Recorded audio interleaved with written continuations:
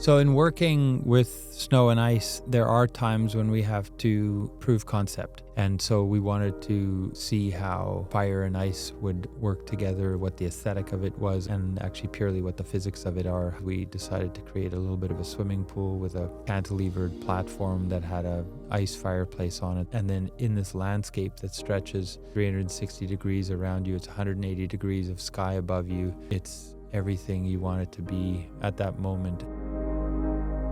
My name is Peter Hargraves. I'm an architect and I live in Winnipeg, Manitoba, Canada. So in wintertime, the rivers in around November, they begin to freeze and we get 100 miles of new park. And we proposed the idea of putting in warming huts. So the warming huts is a competition that we host every year. In fall, the jury sits down and reviews about 200 submissions from around the world. And we build those winning submissions. It's inspired people in droves to come out to the Forks to engage in the projects. And we all learned a really valuable lesson from some of the teams that have come to Winnipeg, and they considered what they were experiencing to be exotic. And it dawned on me that we have something very special in this setting when people visit and they're inspired to embrace the cold and to dress for it and to be active. You end up coming away from that experience with a set of memories that seem dreamlike, and that is how you would describe any other form of magic, but it happens to be where we live,